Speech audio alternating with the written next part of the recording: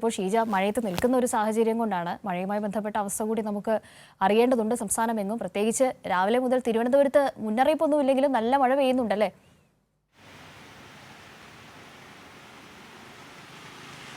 അതെ, തിരുവനന്തപുരത്തിന്റെ ഒരു പ്രത്യേകതയാണ് മുന്നറിയിപ്പൊന്നും ഇല്ലെങ്കിലും ഇവിടെ ശക്തമായിട്ടുള്ള മഴ ലഭിക്കുന്ന ഒരു സാഹചര്യം പലപ്പോഴും ഉണ്ടാകാറുണ്ട് കവ്യ. അതുകൊണ്ട് തന്നെ ഏതായാലും നിലവിലിപ്പോൾ കഴിഞ്ഞ ദിവസം വന്നിട്ടുള്ള അലർട്ട് പ്രകാരം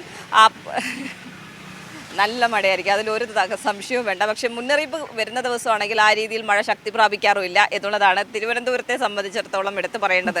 അതായത് കഴിഞ്ഞ ദിവസം രാത്രിയൊക്കെ ശക്തമായിട്ടുള്ള മഴയാണ് തിരുവനന്തപുരത്ത് പ്രത്യേകിച്ചും മലയോര മേഖലകളിലും നഗരപ്രദേശത്തും അടക്കം ലഭിച്ചത് എന്നുള്ളതാണ് എടുത്തു പറയേണ്ടത്.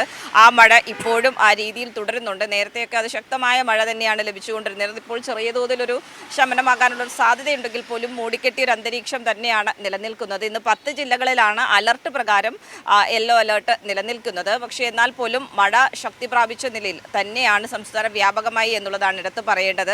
മലയോര മേഖലയ്ക്കും തീരദേശ മേഖലയ്ക്കുമുള്ള ജാഗ്രതാ നിർദ്ദേശങ്ങൾ ആ രീതിയിൽ തന്നെയുണ്ട്. അതിന് കാരണം എന്ന് പറയുന്നത് കാറ്റിൻ്റെ വേഗത കൂടി നിൽക്കുന്ന ഒരു സാഹചര്യം കൂടിയാണ്. അതുകൊണ്ട് മത്സ്യത്തൊഴിലാളികളും അതോടൊപ്പം തന്നെ മണ്ണിടിച്ചിൽ സാധ്യതയുള്ള പ്രദേശങ്ങളിലുള്ളവരും പ്രത്യേകമായിട്ടുള്ള ജാഗ്രത പാലിക്കണം എന്ന് തന്നെയാണ് കേന്ദ്ര കാലാവസ്ഥാ വകുപ്പിൻ്റെ അറിയിപ്പിൽ പറയുന്നത്. ഇനിയിപ്പോൾ 10 മണിക്കാണ് പുതുക്കിയ അലർട്ടുകൾ വരിക. കഴിഞ്ഞ ദിവസം വൈകുന്നേരം 4 മണിക്ക് വന്നതിനു ശേഷം ഇനിയിപ്പോൾ ഇന്ന് രാവിലെ 10 മണിക്കാണ് പുതുക്കിയ അലർട്ടുകൾ വരിക.